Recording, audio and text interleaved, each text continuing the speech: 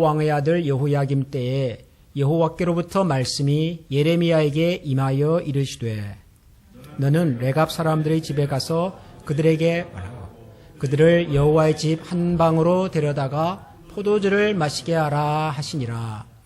이에 내가 하바 시냐의 손자요 예레미야의 아들인 야사냐와 그의 형제와 그의 모든 아들과 그리고 모든 레갑 사람들을 데리고 여호와의 집에 이르러 익다레아의 아들 하나님의 사람 하난의 아들들의 방에 들였는데 그 방은 고관들의 방 곁이요 문을 지키는 살룸의 아들 마세야의 방 위더라.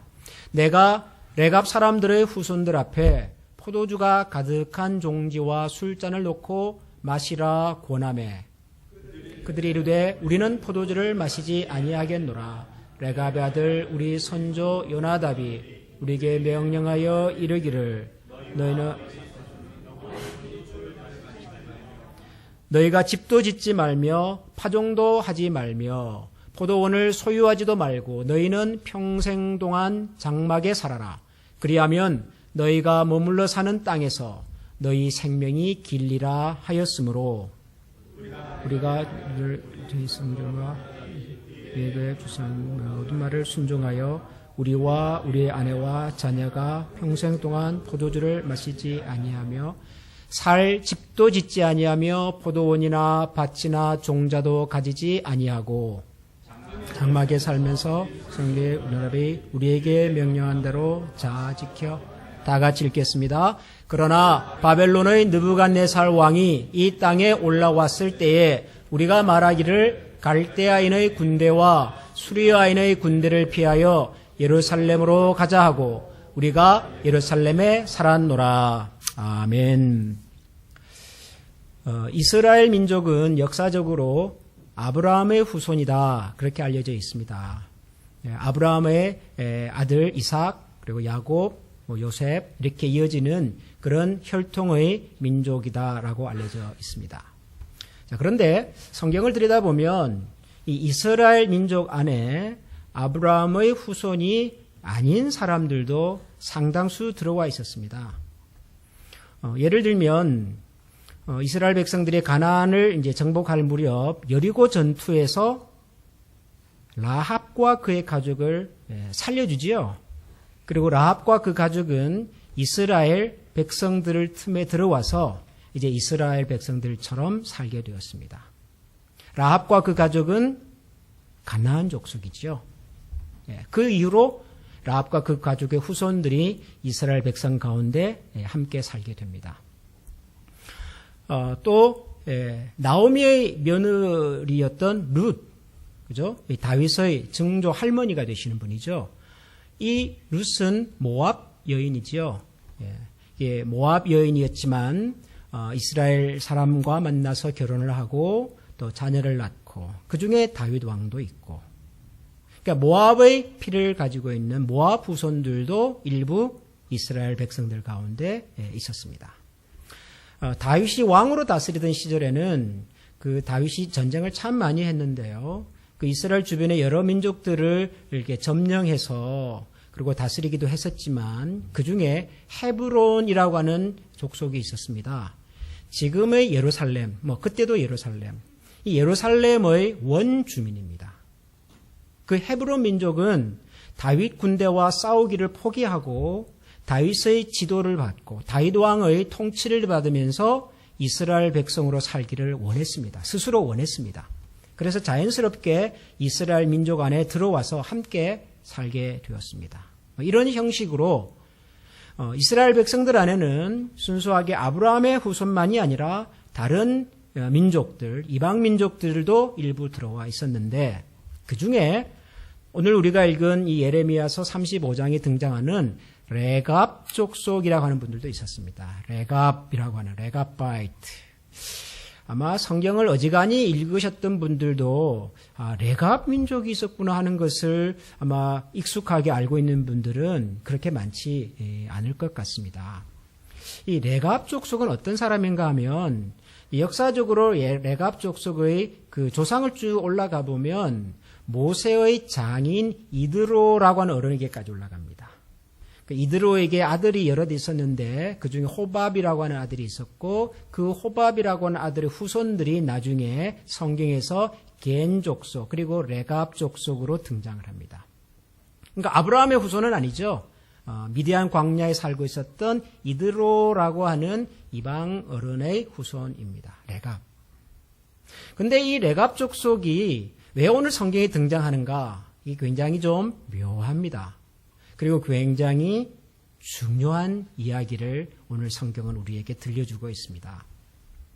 이 레갑 족속은 이스라엘 안에 들어와서 살고 있었던 일종의 소수민족이었는데요. 이 사람들은 주로 무슨 일을 하고 살았냐 그러면 쇠를 다루는 일을 했습니다.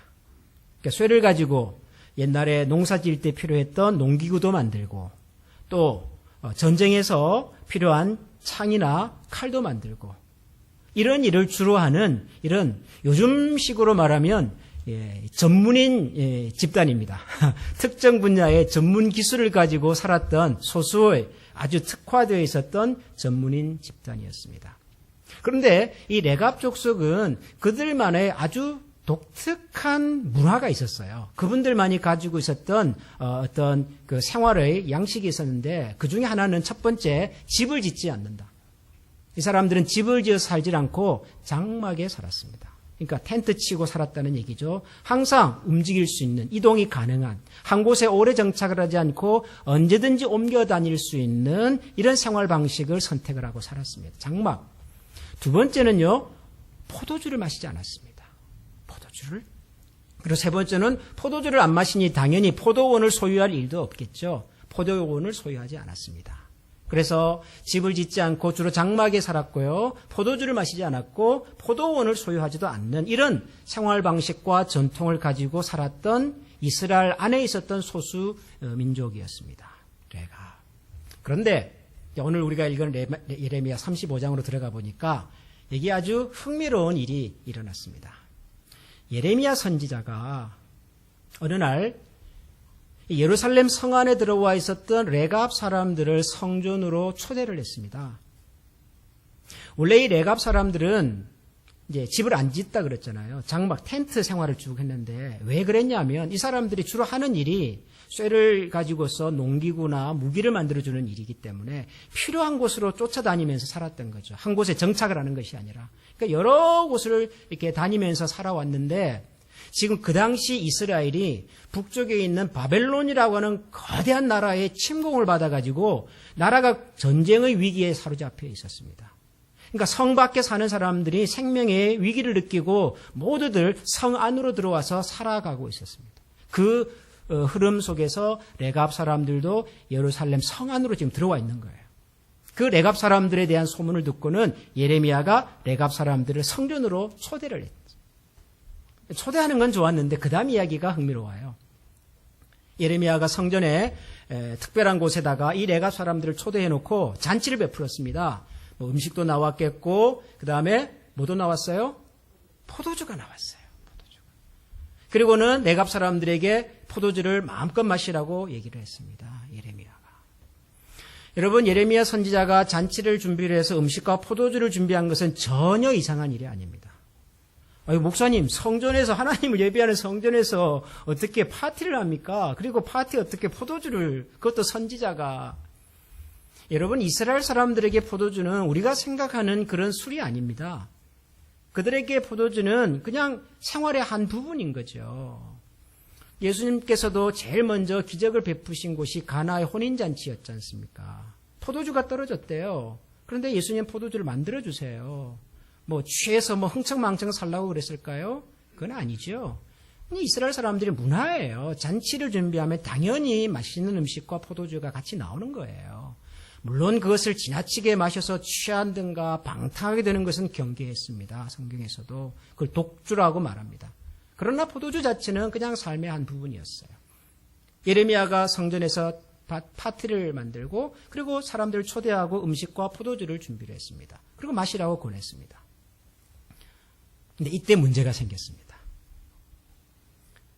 초대받은 레갑 사람들 중에 어른 한 분이 일어서서는 예레미야 선지자에게 이렇게 얘기를 합니다. 예레미야 선지자님, 우리를 이 잔치에 초대해 주신 것은 참 고마운 일이긴 하나 우리는 포도주를 마실 수가 없습니다. 그러면서 이런 얘기를 덧붙여 합니다. 우리 레갑 족속 사람들은 오래전 우리 조상 요나답 어른이 우리에게 명령하고 그리고 유지로 남겨주신 말씀을 따라서 우리는 집을 짓지도 않고요. 우리는 포도원을 소유하지도 않고요. 우리는 포도주를 마시지 않습니다. 그렇게 얘기를 했습니다. 분위기가 어떻게 됐을까요? 여러분 상상해 보세요. 성경을 다 읽어보면 그날 성전에 꽤 많은 사람들이 모였어요. 예레미야와 레갑 사람들만 모인 것이 아니라 그 이스라엘 사회 꽤 높은 사람들도 그 자리에 초대되어 왔었습니다. 그리고 성전은 항상 하나님께 예배드리는 사람들로 북적거리는 곳입니다. 많은 사람들이 모이는 곳에 한켠에서 지금 선지자 예레미야가 레갑 사람들을 초대해서 파티를 열고 있는데 그리고 음식과 포도주가 나와 있는데 누가 봐도 이제 흥겨운 파티가 잔치가 시작될 거라고 기대하고 있는데 초대받은 그 레갑 사람 중에 어른 한 분이 일어나서 우리는 포도주를 마실 수가 없습니다. 아마 그 잔치 분위기가 굉장히 싸늘해졌을 것 같아요.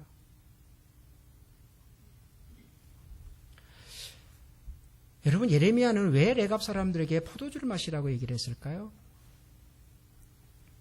아니 예레미야 선지자는 레갑 사람들이 포도주를 마시지 않는 사람이라는 사실을 몰랐을까요? 몰랐을까요? 알았을까요? 알았습니다.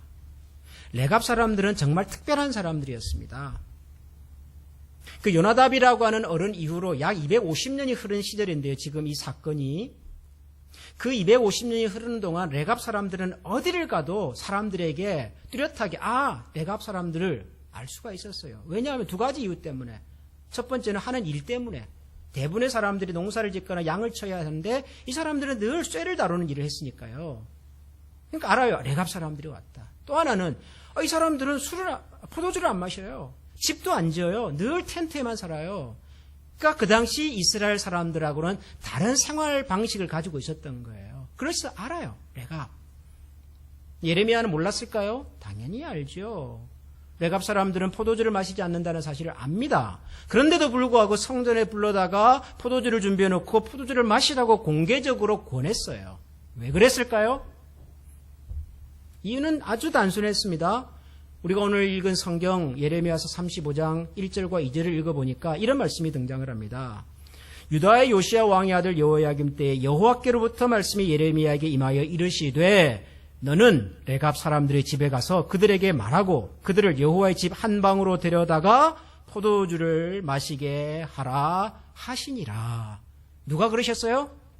하나님께서 예레미야에게 그렇게 일러주신 거예요. 예레미야야, 지금 이 예루살렘 성에 레갑 사람들이 들어왔다고 하는데 그 사람들을 성전으로 초대했다가 포도주를 좀 마시게 해봐라. 하나님이 그런 말씀하셨어요. 참 하나님도 좀 짓궂으세요. 가끔은 그죠? 예. 그럼 하나님은 레갑 사람들이 포도주 안 마시는 거 몰랐을까요? 아이고 그걸 어떻게 몰라요. 당연히 하나님은 아시죠. 자, 여기 질문이 있습니다. 왜 그러셨을까요? 하나님은 왜 포도주를 안 마시는 레갑 사람들을 불러다가 포도주를 마셔보라고 권했을까요? 오늘 우리가 그 다음 이야기를 다 읽지는 않았습니다. 12절부터 마지막까지 나오는 쭉 내용들을 읽어보면 사실 그날 하나님께서 성전에 레갑 사람들을 초대해서 잔치를 베풀고 포도주를 마셔보라고 그렇게 도전한 이유는 레갑 사람들 때문이 아니라 유다 사람들 때문이었습니다. 유다 사람들 때문. 우선 성경은 그날 레갑 사람들을 이렇게 우리에게 소개합니다. 레갑 사람들이 뭐 때문에 예루살렘 성 안에 들어왔다고요? 제일 마지막에 나오는 11절을 읽어보면 바벨론의 느부갓네살 왕이 지금 쳐들어와서 생명의 위협을 느낀 많은 사람들이 예루살렘 성 안으로 들어와서 피신해 있었던 거예요. 안전을 찾아서 피신해 들어와 있었습니다. 레갑 사람들의 생명을 지금 위협하는 그런 위기 속에서 그들이 안전한 곳을 찾아 들어온 것이 예루살렘 성 안이에요. 그런데 감사하게도 선지자 예레미야가 자기들을 초청해서 성전에서 파티를 열어준대요. 얼마나 고마운 일입니까? 자기들은 유대인들도 아닌데, 자기는 이스라엘 사회에 소속되어 있긴 하지만 소수민족이에요. 그런 우리를 선지자가 알아봐주고 성전으로 초대까지 해줬다고 하는 것은 굉장히 감사한 일이죠. 그런데 하필이면 그날 포도주를 마시래요. 여러분, 냉정하게 한번 생각을 해봅시다. 지금 어떤 나라에서는 전쟁이 일어나가지고 그 나라 사람들이 정말 살 길을 찾아서 피난 행렬로 이웃 나라로 혹은 배를 타고 다른 대륙으로 넘어가 사는 그런 난민들이 있잖아요. 난민. 다른 나라에 갔습니다. 언어도 다르지요. 문화도 다르지요. 그리고 피부색도 다르지요. 모든 사람들이 우리를 이상하게 봐요. 그런데 그 나라의 지도자가, 그 도시 시장이 이 사람들을 불러다가 파티를 열어주는 거예요. 고맙죠? 감사한 일이죠? 근데 그 파티에 뭐가 나왔냐 그러면 우리가 먹어서는 안 되는 음식이 나와 있는 거예요. 전통적으로 우리가 먹지 않았던 음식이 딱 나와 있는 거예요. 그러면서 먹으래요. 쉬웠을까요? 자칫 잘못하면, 저 사람들의 눈에 나면, 저 사람들의 기분을 거스르면 우리가 다시금 쫓겨날지도 모르는데, 다시 생명의 위험한 곳으로 다시 우리가 돌아가야 할지도 모르는데, 그런 상황에서 우리의 신앙과 우리의 전통을 얘기하는 것이 쉬웠을까요? 쉽지 않았어요, 여러분. 쉽지 않았지만 그들은 그렇게 얘기했습니다. 뭐라고요? 죄송합니다마는 우리 조상 요나답 어른께서 우리에게 너희들은 집을 짓지 말고 포도원을 소유하지도 말고 그리고 포도주를 마시지 말라고 명령하셨습니다. 우리는 그 요나답 어른의 말씀을 지킬 수밖에 없습니다. 지키면서 살아야 합니다.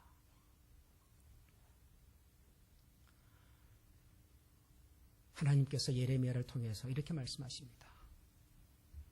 저 레갑 족속들도 자기들의 조상 요나답의 그 명령과 그 유지를 지키기 위해서 저렇게 힘써 노력하는 것만.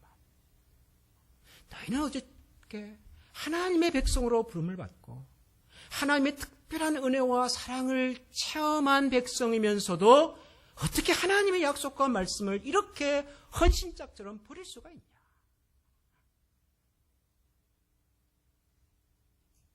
하나님께서 이스라엘 백성들에게 그동안 얼마나 많은 기적과 은혜와 그리고 그 숱한 위기 가운데서도 이스라엘 백성들을 지켜줬냔 말이에요.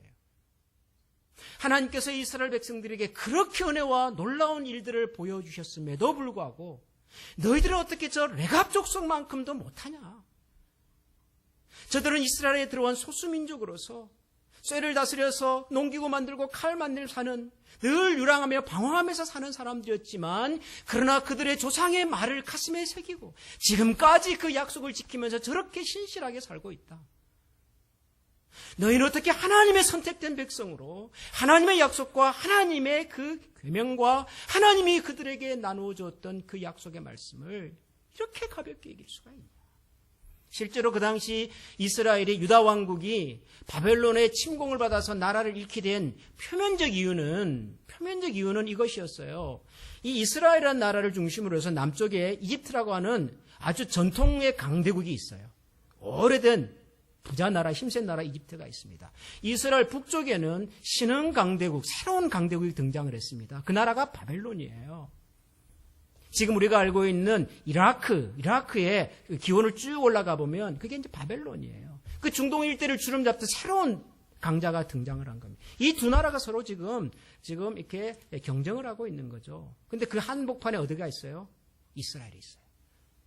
그래서 양쪽에서 이제 이 두 강대국의 눈치를 보면서 살아야 하는데 그 당시 유다의 왕이었던 여호야김은 전통적인 강대국 이집트의 편에 서기로 결정한 거예요.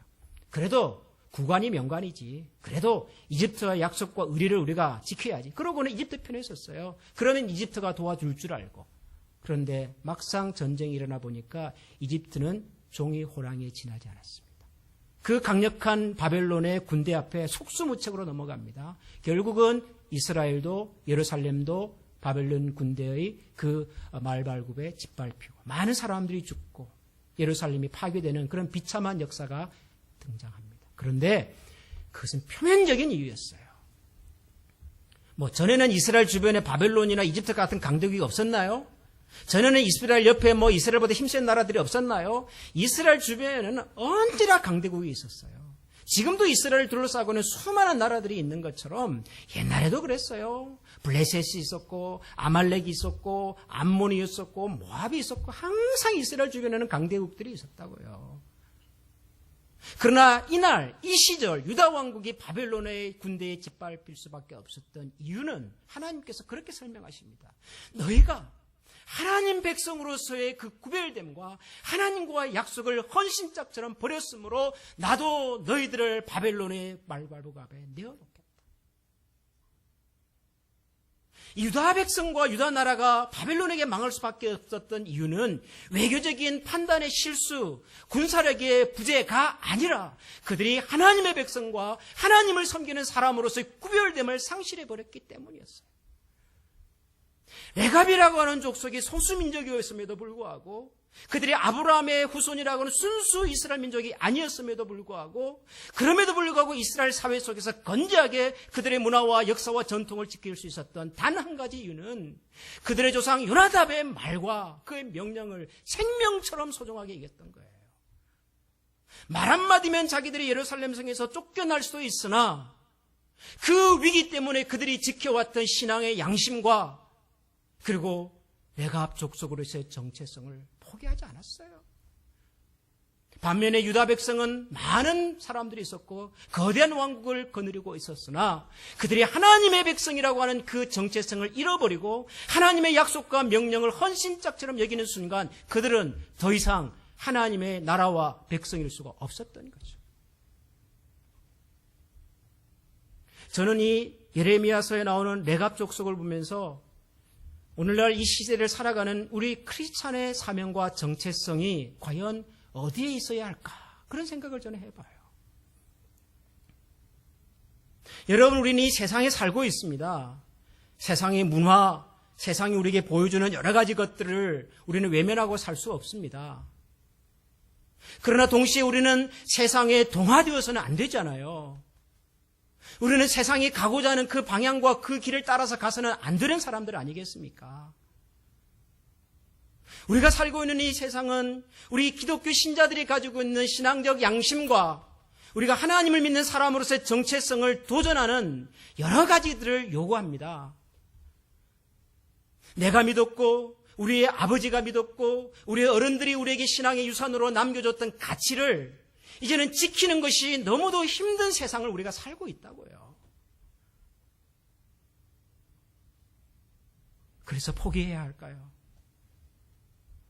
그래서 세상이 가고자 하는 그 흐름과 방향 속에 우리도 그냥 큰 강물의 한 조각 나룻배처럼 그냥 그 강물의 흐름 속에 그냥 따라가야만 할까요? 만약 이 시대의 교회와 이 시대의 하나님의 백성들이 실패한다면 그것은 기독교가 힘이 없어서도 아니고요. 교회가 무슨 무기력해서도 아니고요. 그것은 교회와 하나님을 믿는 사람들이 교회와 하나님을 믿는 사람들의 정체성과 그들이 세상과 달라야 할 이유를 포기해버린 데 있다고 저는 생각을 해요. 소금이 맛을 잃으면 어디에 쓸모가 있겠냐? 그냥 길에 발바닥에 다 던져버리는 쓸모없는 것이 되지 않겠느냐?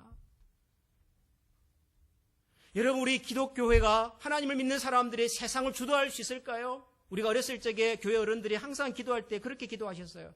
하나님, 우리 자녀들이, 우리 젊은이들이, 우리 교회 성도들이 세상의 머리가 될지언정 꼬리가 되지 않게 해주세요. 우리 그런 기도 많이 듣고 자랐어요. 여러분 그러셨죠? 저도 그 기도 때문인지는 몰라도 지금 이 정도는 되어 있는 것 같아요. 여러분, 우리 기독교가 세상의 머리가 될 수 있습니까? 세상의 머리가 되는 것이 맞습니까? 예수 믿는 사람이 항상 세상의 머리입니까? 세상의 머리가 되는 게 맞습니까? 저는 아닌 것 같아요. 아니, 그럴 수도 없어요. 세상의 힘과 돈과 명예를 가진 대부분의 사람들은 기독교 신자가 아닙니다. 아무리 우리가 노력을 해도 우리가 원하는 방향으로 세상을 바꿀 수는 없습니다. 이 세상에는 기독교적인 신앙과 가치를 존중하는 사람보다도 기독교적인 신앙과 가치를 싫어하는 사람들이 훨씬 많습니다. 제가 개인적으로 교제하는 선교사님 한 분이 최근에 저에게 긴급 기도 제목을 보내오셨습니다. 무슬림 꿈의 어떤 국가에서 이렇게 살아가는 개인이에요. 성도예요. 그 원래는 무슬림 신자인데 아마 기독교 신앙을 가졌던 것 같아요. 근데 자기가 기독교 신앙을 가지고 보니까 너무 좋아서 주변 사람들에게 소개를 하기 시작했던 거죠. 이분은 선교사가 아니고 그 나라 사람이에요. 그런데 그 나라의 법에서는 다른 종교를 전하면 안 되거든요. 그러니까 이 사람을 잡았어요. 가두었어요. 재판을 했습니다. 변호사가 있어야 하는데 아무도 변호를 안 해줘요. 왜요? 그 나라는 무슬림 국가인데 이 사람은 다른 종교를 전하다가 잡혔는데 누가 감히 이 사람을 변호하겠다고 나서겠습니까? 검사는 이 사람에게 징역을 요구하고 벌금 4만 불을 내려달라고 재판장에게 호소를 했습니다. 그 소식을 저한테 보내오셨어요. 목사님, 지금 이런 상황인데 같이 기도해 주시면 좋겠습니다. 누가 도울 수 있어요? 아무도 외로운 싸움이잖아요. 우리가 가진 신앙을 가지고 산다는 것이 세상 사람들이 다 반기고 좋아하지 않아요. 오히려 우리를 손가락하고 비난하고 때로는 잡아서 가두기도 하고요. 그런 세상입니다. 그래서 포기해야 될까요? 자기를 변호해 줄 수 있는 법적인 변호사도 없는 그 재판에서 이 사람 끝까지 자기 신앙을 설명했답니다. 나는 내가 예수님을 믿고 나니까 이게 좋아서 내가 좋은 것을 이 사람들에게 나누는 것입니다. 제가 무슨 조직적으로 무슨 전도를 하고 기독교를 전파하고 그런 것이 아니라 제가 좋아서 제가 좋은 것을 제 이웃과 나누었습니다. 변호사도 없는데 그렇게 재판석상에서 이 사람이 그렇게 얘기를 한 거예요. 집행유예 6개월에 벌금 2만 불로 1심이 내려졌답니다. 너무 감사하다고 연락이 왔어요. 앞으로도 재판이 남아있겠죠.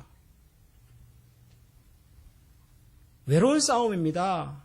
여러분, 우리가 세상에서 우리가 믿는 신앙과 우리가 가진 가치관을 지키고 산다는 것은 쉽지 않습니다. 그러나 하나님께서는 우리가 이 세상 속에서 맛을 잃지 않은 소금으로 살기를 원하십니다. 우리의 조상과 우리의 어른들과 부모와 선배들을 통해서 주셨던 믿음의 가치를 우리도 간직하고 우리의 자녀들에게 나누어 주기를 하나님께서는 원하신다고요. 우리 한국의 그 기독교 역사가 길지가 않지 않습니까? 개신교를 기준으로 따지면 불과 한 100년 조금 더 되고요. 그리고 캐톨릭까지를 포함하면 200년 가까운 그런 역사를 가지고 있습니다. 기독교 역사가 그렇게 길지 않아요. 그런데 여러분, 이 짧은 기독교 역사를 가지고 있는 대한민국의 기독교가 지금 세계의 많은 나라에 참 많은 영향력을 주고 있잖아요. 미국 다음으로 선교사를 제일 많이 파송한 나라가 대한민국이라 그러죠. 대한민국의 교회와 기독교가 그만큼 적극적으로 전 세계의 선교를 위해서 헌신하고 있습니다. 미국의 선교사들이 후퇴하는 곳에 대한민국의 선교사들이 들어갑니다. 대한민국 근대 역사에 대통령이 12분이 나오셨어요.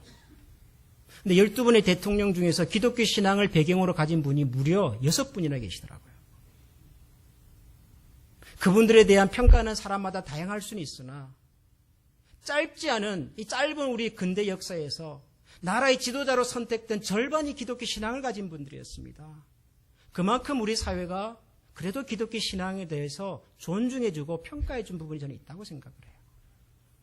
앞으로도 그럴까요? 지금도 그럴까요? 여러분, 우리 자신과 우리가 섬기는 교회가 세상의 다수가 되지는 않아도 세상에 필요한 사람들과 필요한 교회가 되어야 합니다. 그러기 위해서는 하나님께서 우리에게 맡겨주시고 가르쳐주신 신앙의 유산과 믿음의 정체성을 정말 목숨처럼 소중하게 여기고 지켜내어야만 합니다. 그리고 우리 자녀들에게 그 신앙을 또한 나눠줘야 하고요. 저는 우리 교회가 이런 사명을 잘 감당할 수 있는 교회가 되기를 항상 기도합니다. 우리 스스로가 하나님 앞에서 이 시대에 필요한 사람들로 살아가고 우리의 자녀들이 이 세상 속에서 정말 필요한 하나님의 사람들로 굳건하게 자라갈 수 있도록 여러분 기도해 주시고 또 격려해 주시고 우리가 그런 말씀의 가치를 소중하게 여기면서 살아갈 수 있는 신실한 하나님의 사람들이 될 수 있기를 소원합니다. 기도하겠습니다. 하나님, 레갑 사람들은 그 당시 유다 사회에서 소수의 사람들이었으며 그 존재 자체도 잘 알려지지 않았던 연약한 그런 사람들이었습니다. 그럼에도 불구하고 하나님께서 유다 왕국과 유다 백성들의 그 부패와 부정과 타락을 경고하시고 심판하시는 과정 속에서 레갑 사람들을 하나님께서 부르셨습니다. 그들을 사용하셨습니다. 한 나라와 한 민족을 꾸짖는 일에 신실하게 살아왔던 레갑 사람들을 주님께서 사용해 주셨습니다. 하나님, 우리 사랑하는 한미교회와 이곳에서 함께 신앙생활해가는 우리 모든 성도들의 삶이 오래전 유다 왕국에 있었던 레갑 사람들처럼 우리의 믿음의 전통과 우리 삶의 원칙과 무엇보다도 하나님께서 말씀으로 가르쳐 주신 그 길을 끝까지 포기하지 않고 걸어갈 수 있는 신실한 믿음의 사람들이 다 되게 하여 주옵소서. 그리고 그 선택과 그 결정에 언제나 하나님께서 동행하셔서 하나님의 위로와 은혜와 하늘의 축복을 함께 누려가는 귀한 종들이 되게 하여 주옵소서. 예수님 이름으로 감사하며 기도합니다. 아멘.